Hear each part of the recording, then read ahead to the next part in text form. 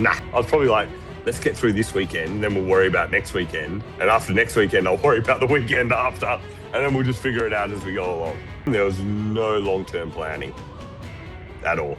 The chef at the time basically chewed me out and said, look, if you don't care, basically fuck off. If things aren't right, it's because we're trying to serve the best. It's not because of anything else. It's like, you know exactly where you stand, right? I went there with like pretty low expectations of what I was gonna find then.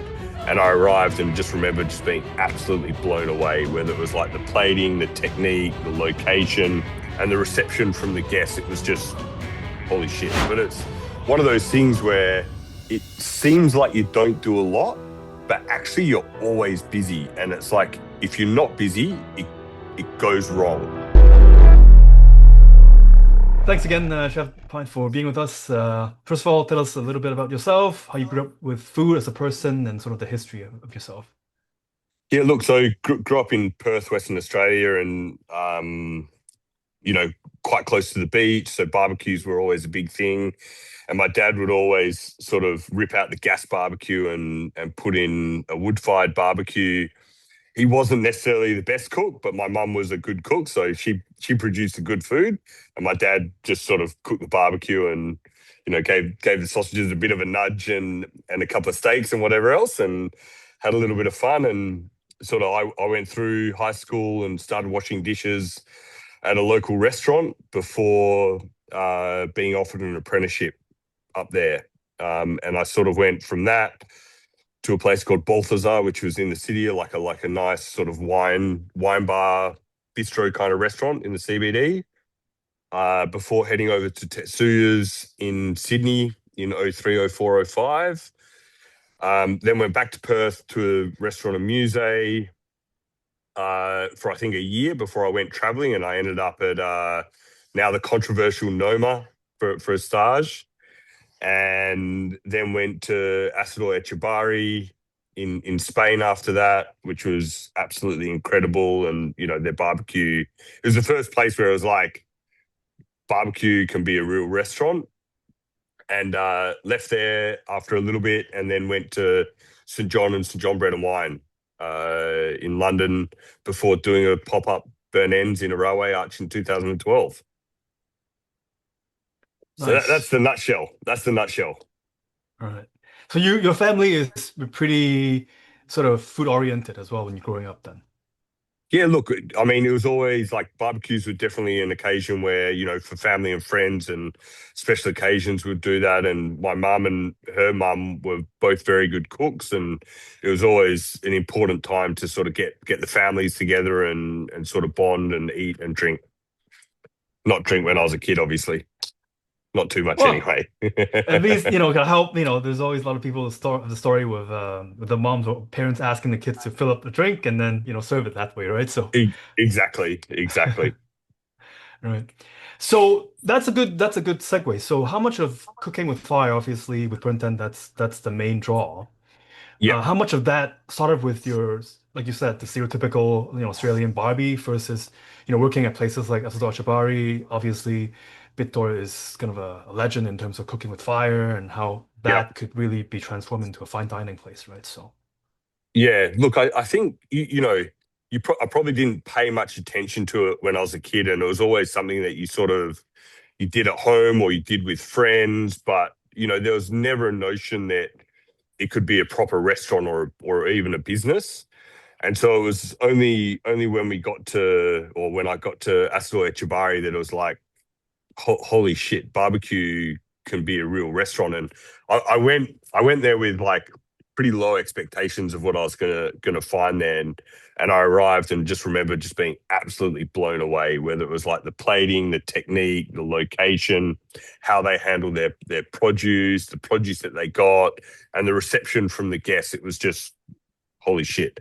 It was like this can be a proper restaurant. And from there, sort of didn't really look back. right. Yeah, I remember again, uh, years ago, I went to Ashwari myself to drive. I was there with my friend. I was Yeah. driving a rental car, and there was a kind of the hills and all that stuff. It's a trip, Yeah. Yeah, but the food it's was a trip. definitely, yeah, the food was Yeah. definitely, very, very. I don't want to say innovative, but certainly at the time especially, it's something very different from what you would see. Because that was a time where, to your point, Noma was kind of the place to go, and they're Yeah, obviously heavy into, their sort of Nordic cuisine, which is obviously very different from Etxebarri. yeah, It's very quote unquote simple, but using great ingredients with great techniques and that sort of stuff is very, very different approach to food, right? yeah. And also just their product sourcing. It was just, I think before I got there, he'd already been cooking, like he'd already been running at Chibari for 20 years. And it's just, what he was building and all the foundations that he was laying were already there, that people just don't realize how long it takes to sort of, find the products that he was able to get and build those relationships with the suppliers. But then to learn how to cook it like so amazingly well, it's just like these things just take time and knowledge and practice and intuition. And what what people see on the plate is actually, now it's close to 30 years of, you know, working and cooking and trying and learning and understanding what those products are and how they react when you cook them. Yeah, that's the thing that I find interesting is that I guess people don't really talk about um the sourcing part, right? Which is, people talk about a lot of times how chefs would be preparing food in the kitchen. But to your Yeah, point, the sourcing that came way before that and how you get the best ingredients, that's sort of not really talked about, I think, still. no, exactly, exactly. Well, it's talked about, but maybe not enough, not enough. Or people just expectations are always very high of what people are getting and what people are eating. So Right. So here's a question regarding to, cooking at fire and grill. So that's getting more popular. Trends yeah, change in food and wine and everything. So especially last few years has been sort of a lot of restaurants in all over the world that now are cooking with wood and grill and all kinds of different variations with fire. yeah. So to you, what do you think is the reason behind that? What drove this sort of movement towards? I think the big movement is that it's just delicious. Like when you cook over wood, it just has that little bit of magic that makes food absolutely delicious. And maybe it's from our ancestors and our DNA and our history of, the first way people were able to cook was over fire, right? And so it's inbuilt into us. And I think people are just coming back around and going, actually, this is really delicious. And we should incorporate that into how we cook and serve our guests. And even if they don't do a full restaurant based on it, having a few dishes or techniques that come off the wood fire grill really add sort of that extra bow or that point of difference for what they're doing that not every restaurant can emulate. I think yeah, it's a lot of skill as well involved in sort of experience because if you think about going back, when sous vide was a thing, people use, sous vide What's that? What's everywhere, that? right? Everything's position, right? Everything is Yeah, timed and everything, which yeah, is its own thing, but that's so exact, right? Like yeah, I have this thick of a steak or whatever, and it's gonna get cooked for this many hours. yeah, Versus yeah. if you're smoking or like if you're grilling something, like the best example I can think of is like the Texas grilling, right? Like if you're going Oh yeah, right, smoked brisket, like yeah. you don't know how long it's gonna take No, because every and day it's is the different, right? yeah, and you got to manage it. And we bought. I don't know if you know, but we bought a Moberg offset like 500-gallon Moberg smoker about 2 years ago, and I remember cooking on it, and I was just like, "Holy shit! This is like what it's able to produce is incredible." But it's one of those things where it seems like you don't do a lot, but actually you're always busy, and it's like if you're not busy, it goes wrong. And so it's really one of those crafts that you have to work at and perfect and be diligent and pay attention to. And I think because of the effort that goes into it, there's actually a lot of reward. Maybe not just for the customer, but also for the chef themselves. Yeah, but it's just interesting because I know for a lot of the Texas people, like when they do their cooking, it's basically you wake up 3 or 4 in the morning and you go until before noon and sold out, and that's it. Yeah, yeah. And that's a whole different thing from like fine dining or even just like any restaurant in general. No, exactly. And then once it's ready, and you go, and there's no, let's cool it down and reheat it. It's you cook it, you rest it, you serve it. Bang, done. Rock and roll. Right. It's very just instantaneous and at the moment, really, so to speak. Yeah, yeah. Getting the product at the point where it's absolutely perfect. Right. Um, and so for you, do you think there's any time where there's too much smoke or too much fire in the food? Aside from burning, obviously, you can burn the food, but Uh Look, I think we draw the line at salad. It's like when you eat a full meal of smoke and fire and everything else, you do need that little bit of freshness that just cuts through everything and brings a little bit more balance and restoration to your palate and your dining experience. But in terms of yeah, look, I guess you don't want to be doing it every single day. Like I mean, I can eat it a lot, but you do need a little bit of balance in your life, and barbecue is absolutely fantastic. But yeah, salad and a day off or not even breakfast. Actually, I love bacon and eggs on the barbecue, so I'm not gonna even go there. fair enough. Yeah, I guess. And I think maybe even in salad, you can even put certain components in if you want, right? Like maybe like a little grilled tomato. The rest is just like, or Yeah, like grilled lettuce. That's something you can also do, right? If you yeah. want to. I remember we had the guys from Boland come and cook with us, and they did a grilled lettuce with like a Thai hot sauce, and it was so fucking delicious. I was just like, and I tried to emulate it afterwards, couldn't even get close. So they brought that little bit of magic, and forever it's ingrained that that's the pinnacle of that grilled lettuce that I can't master yet, or haven't mastered yet. All right. So this is a sort of interesting question for going away from the restaurant for a little bit. So you were well known for kind of your outgoing nature and temperament. Yeah. So I'm wondering, especially like when you first started versus now and all that sort of stuff, the progression of your career in the kitchen environment. Did that impact the way you work? Did that change anything? Was it difficult or was it easier? How do you feel personally? In terms of being outgoing. Yeah, or just being direct and being, Oh, wearing your feelings on your sleeve type of thing. look, I definitely think it's been a positive so far, because it means, especially for the people around me, my attitudes and feelings are black and white. So there's no ambiguity if you're working with me or for me. It's like exactly where you stand, right? And so if things aren't right, it's because we're trying to serve the best. It's not because of anything else. And you know about it, and you're able to then process right and wrong. And so next time you're able to grow. Whereas I think, if you're maybe a little bit more mild, it might be harder to understand what's right, what's wrong, and, where things went wrong, and to be able to learn. Whereas we try and use it as an opportunity to be like, hey, this isn't right. This is where it went wrong.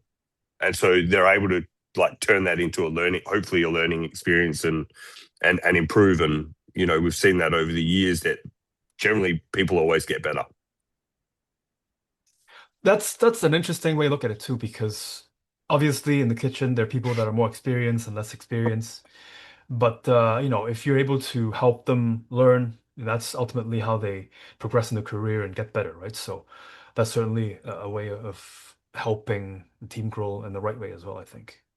Yeah, look, I think the aim always has to be to have happy guests. And if you've got someone doing the wrong thing, you've got to be thinking about how are we going to get them to do the right thing. And a lot of it is just taking time to articulate what went wrong and why it went wrong. Most people are not doing it on purpose. Most people haven't made a mistake or dropped something because you're an asshole. they've dropped it because, it's a busy rush service and they had a tiny lapse in concentration, and that's life, right? Yeah, for sure. There's the the difficulty and kind of the fun, I guess, too, when you're working in a kitchen, especially when the million services coming in and then you have to cover everything up. And Yeah. that's sort of the be concentrated, but also be in the flow, so to speak, where you can work with everybody else sort of in rhythm Well, and not it's a team game, right? And you're only as strong as your weakest link. So you're better off bringing them up rather than putting them down. for sure. Now, speaking of experience, uh, obviously you prior to come to Singapore and starting a restaurant, you have no really sort of relations or sort of direct knowledge of the country.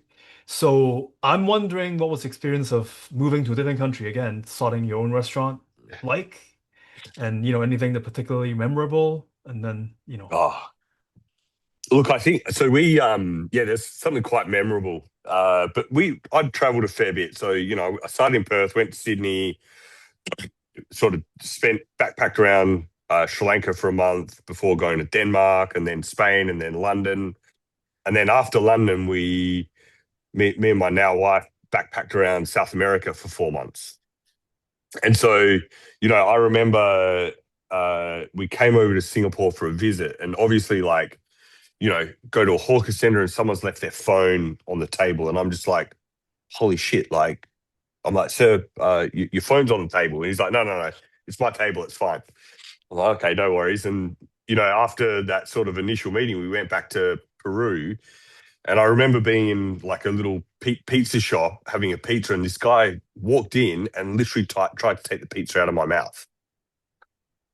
And it was just like, wow, this is like so different, like chalk and cheese environments. And so that was a bit of a culture shock, sort of coming here where everything is very safe and convenient. And I guess the biggest challenge opening a restaurant in Singapore was we didn't have any benchmarks. We saw all the big boys. We saw Tetsuya Wakuda here. We saw Santi Santa Maria, Wolfgang Park, Daniel Boulud, Joel Robuchon. All these big names were here in Singapore. So, they sort of said, okay, Singapore's a great market for food.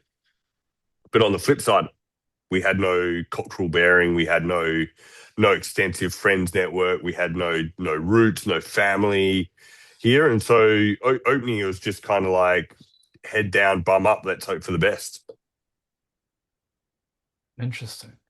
And throughout that process, was there any point where you thought to yourself, "Oh man, this is not gonna work. Like I'm totally, over my head and type of thing."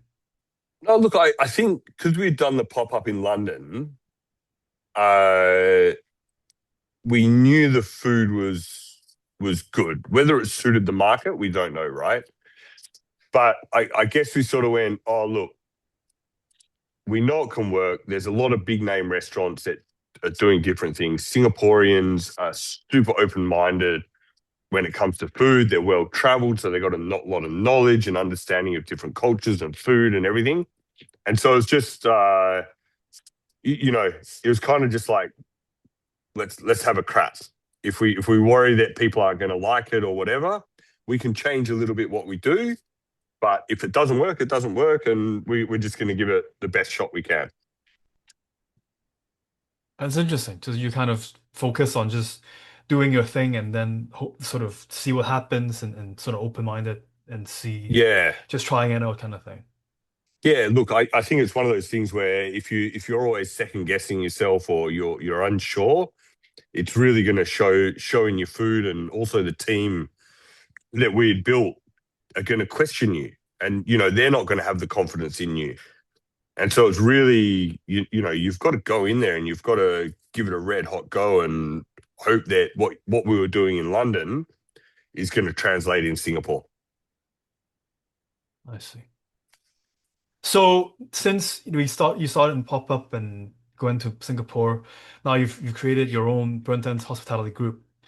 And so what sort of does that change any of your approach day to day? And has that um I guess the way you work, has that changed throughout the years? Uh, Look, I think the big difference is when you're a small restaurant, you run a very small, tight team. We're now, a much bigger restaurant group, and we have a big team, and how we build and grow those teams is a much bigger factor into how we're able to grow and succeed in restaurants now than just running this tight bull team that just hustles the whole time.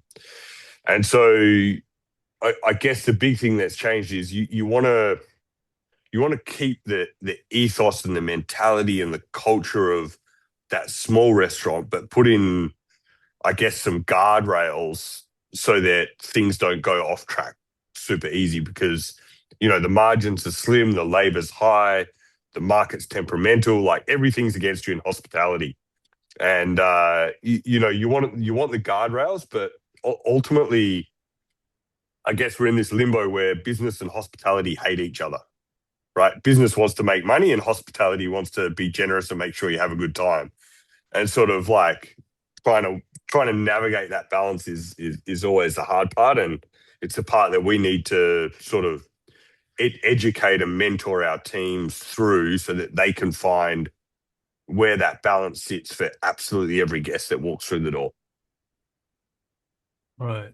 That's interesting because that kind of reminds me of, I guess, in the tech world, if you want to call it that, the sort of Yeah, startup companies versus more established, like the Fortune 500 like Microsoft type of thing, where yeah, you want to have that. The startup, you're a lot more nimble. You can change things on the fly.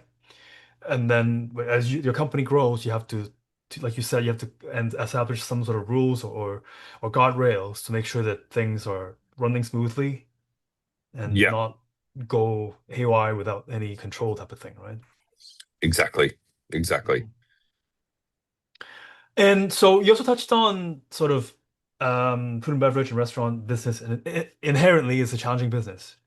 Um, but I also noticed that in Singapore, as well, a lot of places in the world right now, there's a lot of challenges with rising costs and a lot of regulations and things like that. Every country has their own thing, but I know Singapore also has a lot of closure of different restaurants. So, Yeah. um, do you have any specific sort of ideas or thoughts about this sort of particular theme? Oh, It's a I, doozy, I, but it is a tough one, and I think it's always that, going back to that business versus hospitality, it's always that fine line, right? It's you know, you need to protect the business side of it, otherwise you can't do hospitality. And if you're not hospitable enough, you've got no business either. So it's that constant, how do you make sure that you're going to be successful?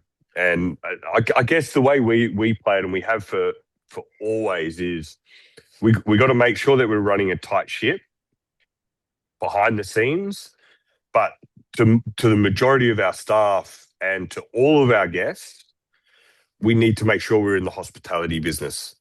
Because if our juniors or our guests are like, oh, they're just here to make money and take advantage of us and whatever, you've really got no business, because the people are thinking you're just taking advantage of everyone. Whereas, you put the fundamentals in place, and you constantly talk to everyone about, make sure people are having a good time, make sure they're happy, make sure you're creating delicious food. Don't worry too much about, food costs and da da da. You, you know, just make sure the hospitality stuff is there, and a few of us will make sure that the business fundamentals are going to work, because otherwise you're in trouble. right. I think That's the yeah, I think leadership it's comes in, right? Yeah. yeah, because if you worry, let's say you worry a commie chef about food costs, and you're like constantly on them, food costs, food costs, food costs. What do you think they're going to do? They're going to start like cutting portions. They're going to use, like, they might order in a lower quality of whatever. They might constantly run out of things, and then it's just like, guys, like, the customer's going to feel ripped off, and they're going to make decisions based on the pressure that you apply rather than understanding the outcomes of that pressure or their decisions because they haven't had that experience to date. That's a great point. Yeah, when you put so much emphasis on the bottom line, that becomes the primary goal is instead of hospitality and having people come in and enjoy Yeah, the time and yeah. yeah, yeah. Look, I mean, I see it with hotels and stuff. Like their meetings are like it's P&L, bottom line, food costs, labor costs, blah blah blah blah, and they don't talk about guest experience. They don't talk about creative new dishes. They don't talk about, whether your chefs are feeling happy or your front of house feeling happy. And they're not talking about, hey, did the guests have a really good time last night? They're, that focus is not there. And I'm not sure why you need to put that on the majority of your team. The team that are customer facing need to be making sure that, your guests are having an absolutely fantastic time. Yeah, that's always should be the priority for sure. Yeah. Yeah. So going back to your personal side a little bit, Yeah. you were mentioning you backpacked before you went to Singapore. So I'm wondering, either overall or just during that trip, what was the best country you visited and why? What in that trip? Oh, we did quite a lot, but I think we flew into Venezuela first, which at the time was the most dangerous. Caracas, the capital city, was the most dangerous capital city outside of a war zone. So don't Wow. ask me why, but it was close and cheap.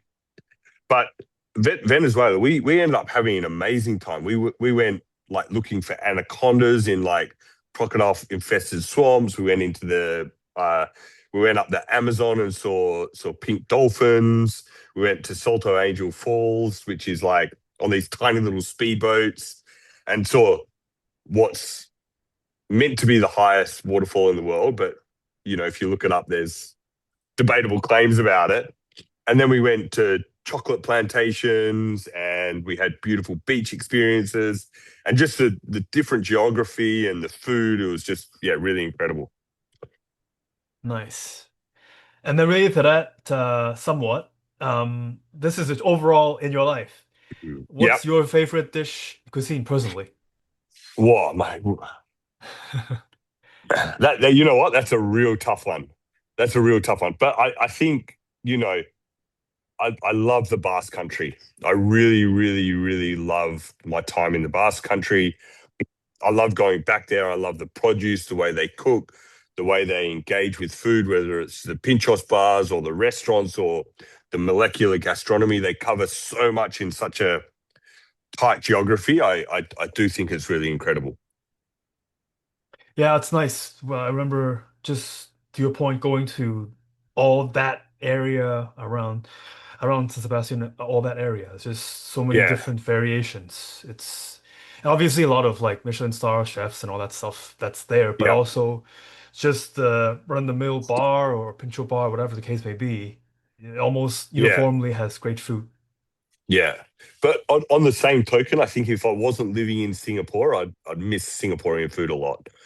Whether it's, roti prata in the morning or fishball noodles or chili crab or, you're off to Peking Duck or one of the three Michelin star restaurants, Satay Street. There's just so much choice here. I think, you know, when you live in it, you feel very like accustomed and very normalized. But I think maybe if I went away, I'd just be like, fuck, like actually the food scene here is so diverse. And I guess it's similar to the Basque Country where the diversity is what makes it so incredible.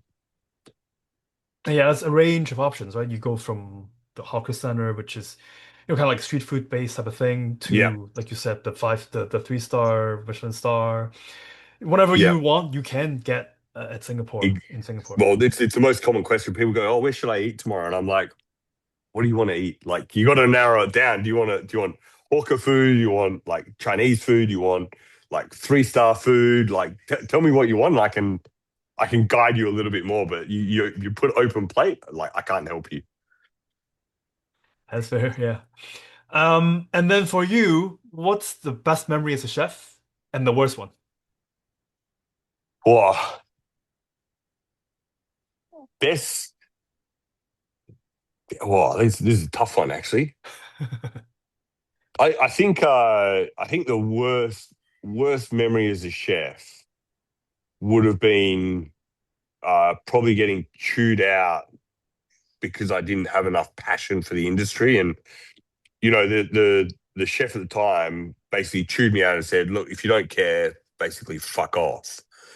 But what he did say is like, to get better and to show interest in what you do and to improve and to grow in your career, you got to read books, you got to eat out. Like he sort of set that guidance in play of, things that I should be paying more attention to. So at the same time, it was like a really bad experience, but at another time, it was like very influential in how we've sort of set the path.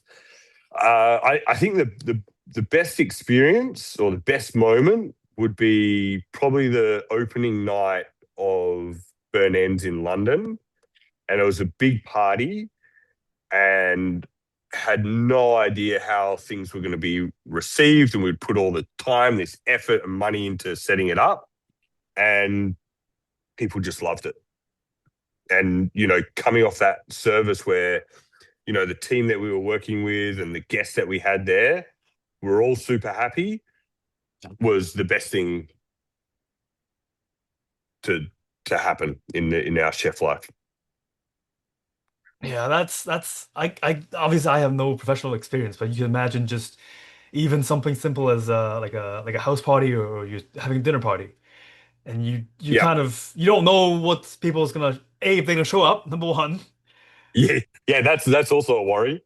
right? And B, Yeah, if they enjoy themselves, when they enjoy the yeah, food and the company and everything. So when it pulls off, as you did back then, must have been quite a rush and quite a accomplishment as well. yeah, and a big relief to your point where it's like, are people going to turn up and are they going to be happy?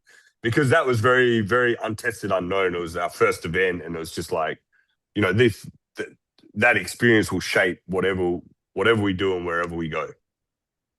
And were you planning on like in your mind, at least in back in your mind back then, were you thinking of, okay, if this is going to be successful, now I can go off and do something, I don't know, more formal or more, Nah, structured or nah, no?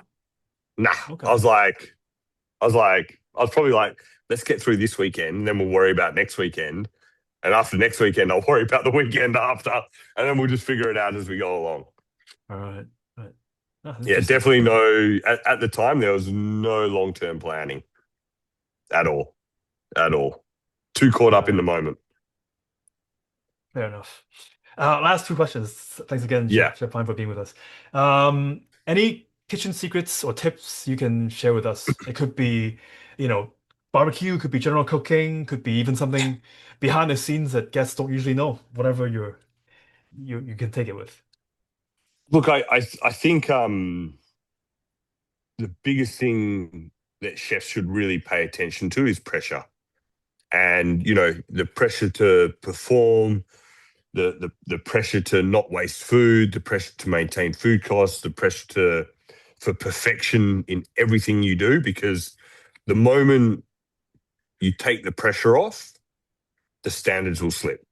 And the moment standards start slipping, you've got a million different things that you've got to take care of, whether it's the fire or the washing or the cleaning of the cutlery or laying the table or the knowledge that you want to share with your staff.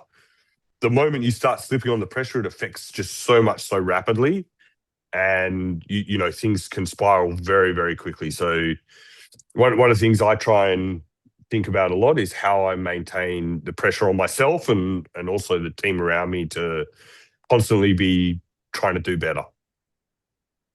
That's a good point. I actually, now that you mention it, is there any way you manage the pressure though? Like, I mean, because you can't be like 100% all the time, right? So is there a way that you sort of release some of the tension yourself, or how do you manage that pressure?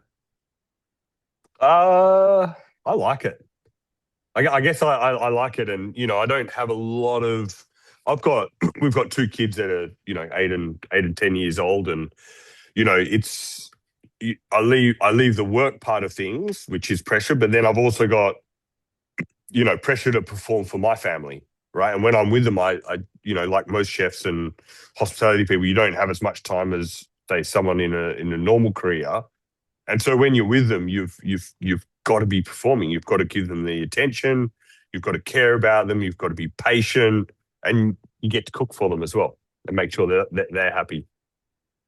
So the pressure That's the use, pressure yeah. very rarely comes off, but But I, it I doesn't like show. it. So yeah, yeah, it doesn't show that I you're like it. still, it seems like you're focused, but you're happy, right? That's the Look, most important thing. I love going to the restaurant every day. I love being in the restaurant. I love being with the team and the guests. And so, know, is it hard? Yes, but do I enjoy it? Yes, which makes it a lot easier than if I was doing something else. Right. And the last question, any plans in near future you can share? Any exciting things happening? Yeah, we're going to open a brewery in about 3 weeks, a microbrewery. So super excited to be working on that, and just to extend the sort of creativity and hospitality mind to beer and beer venue and brewing beer and stuff. And we've had a few sessions with the head brewer that we've hired, and we just going through that creative process in a different aspect, super enjoyable, super enjoyable. So I'm loving it at the moment. Nice. I actually have a friend that I don't know if you know the Cloudwater Brewery in Oh yeah, yeah, Manchester. yeah, yeah, yeah, Yeah, yeah, yeah. so I'm friends with him. So because Oh, amazing. I'm going to Asia. I'm hoping he's been in Asia as well. He's going to Hong Kong as well. So I'm Yeah, hoping I can meet up with him for a drink. I don't drink per se, but meet up for why not? something. I just don't like the alcohol Curiosity. taste. Yeah, yeah, No, no, yeah, I don't have like I'm more like a sort of like lightly what's the word? Allergic, lightly. I yeah, get really, really yeah, flustered and I get headaches really quickly. yeah, yeah, So yeah, yeah. I don't enjoy the The drinking part, effect. Yeah, yeah, but yeah. I'm always No, interested in learning different like, alcohol and stuff. if you're in town, I can bring you around and we can talk you through it and give you something non-alcoholic. Yeah, No no, for issue. sure. And we've got Yeah, plenty like I of said, food, so thanks again, Chef Fine for being with us today. And pleasure. definitely reach out when I'm there and then we'll chat more. Awesome. Thank you, man.